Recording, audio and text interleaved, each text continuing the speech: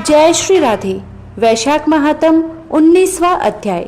श्रुतिदेव कहने लगे कि वैशाख मास महात्म का फल और भी सुनो। पांचाल देश के राजा भूरियश का पुत्र पुरुयश नाम वाला अत्यंत पुण्यात्मा तथा बुद्धिमान था। पिता के मरने पर वह राजा बना।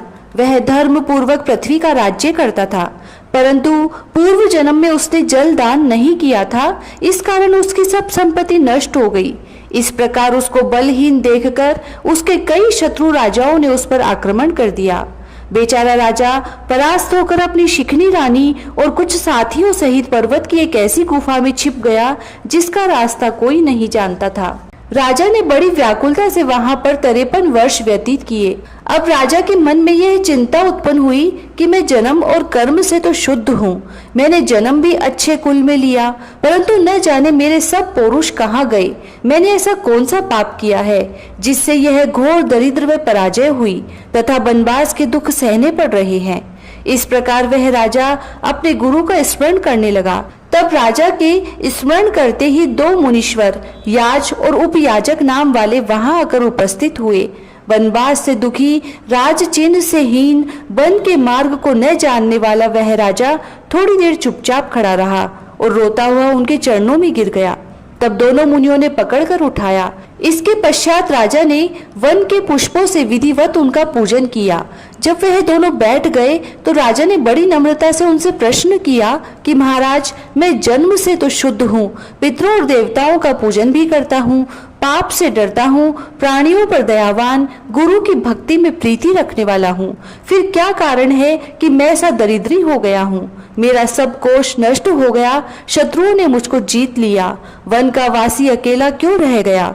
मेरे पुत्र पौत्र भाई बंधु कोई नहीं रहा। मैं निष्पाप होकर राज्य कर रहा था, फिर भी मेरे राज्य में अकाल क्यों पड़ गया? इसका कारण आप मुझे विस्तार पूर्वक कहिए। राजा के ऐसे वचन सुन थोड़ी देर सोचकर वह दोनों मुनि याज और उपयाजक कहने लगे कि हे राजन, तू अपने दुख का कारण सुन। पहले 10 जन्मों में तू अत्यंत घोर पापी व्याघ्र रहा है। 10वें जन्म में भी तू बड़ा कठोर हृदय व्याघ्र का जन्म धारण कर प्राणियों का वध करने में यमराज के तुल्य था। जब तू 10वें जन्म में गौड़ देश में था और अपने घोर व बुरे कर्मों में लगा हुआ यात्रियों को निर्दयता से कष्ट दिया करता था, तो उसी समय धूप से व्याकुल 2 बड़े धनवान वैश्य और वेद वेदांगों को जानने वाले कृष्ण नाम वाले मुनि वहां पर आए। उनको आता देखकर तू धनुष बाण लेकर उनका रास्ता रोककर खड़ा हो गया। फिर उनमें से एक वैश्य को मारकर तूने सब धन छीन लिया। जब तू दूसरे को मारने लगा तो वह समस्त द्रव्य वही घास फूस में फेंक डर के मारे भाग गया। तब तूने कृष्ण मुनि व्याघ्र के हाथ से मारे जाने के भय से व्याकुल मूर्छा खाकर पृथ्वी पर गिरे हुए ऋषि से पूछा कि वैश्य ने धन कहाँ छिपाया है। फिर एक गड्ढे के पानी से उनके हाथ मुंह धोए और उनको मूर्छा न आ जाए इस कारण उन पर पंखे से हवा करने लगा और मुनि से कहा कि जब तक मैं इस वन में सशस्त्र हूँ तब तक तुमको किसी बात का भय नहीं। निर्धन मनुष्य सदा सुखी रहते हैं तथा तुम्हारे फटे वस्त्र और टूटे बर्तनों को लेकर भी क्या करूंगा? तुम केवल यही बताओ कि उस वैश्य ने धन को कहाँ छिपाया है। यदि तुमने ठीक से नहीं बताया तो मैं तुम्हें मार डालूंगा। तब कृष्ण बोले कि वैश्य धन को इन वृक्षों में फेंक गया है और स्वयं इधर भाग गया है। व्याघ्र ने ऋषि से कहा कि तुम निडर होकर सुखपूर्वक यहाँ से चले जाओ। यहाँ से थोड़ी दूर पक्के तालाब में निर्मल जल है, वहां पर जल पीकर अपनी थकान दूर कर अपने स्थान को चले जाओ। अभी राजा के कर्मचारी वैश्य का रुदन सुनकर तथा पांवों की खोज देखते हुए इधर आएंगे, इसीलिए मैं तुम्हारे साथ नहीं चल सकता। यह पंखा ले जाओ, इसकी हवा से कुछ गर्मी कम हो जाएगी। इस प्रकार वह पंखा लेकर गहन वन में चले गए। यद्यपि तुमने कार्यवश उनकी सेवा की थी, परंतु वैशाख मास की प्रचंड धूप में तुम्हारे द्वारा की गई इस सेवा के परिणाम स्वरूप तेरा जन्म विशाल राजवंश में हुआ। अब यदि तेरी इच्छा सुख, राज्य, धन, धान्य, लक्ष्मी, स्वर्ग या सायुज्य मुक्ति पाने की है तो वैशाखोक्त धर्म को करो, तुमको संपूर्ण सुख प्राप्त हो जाएंगे। इस मास का नाम माधव मास है।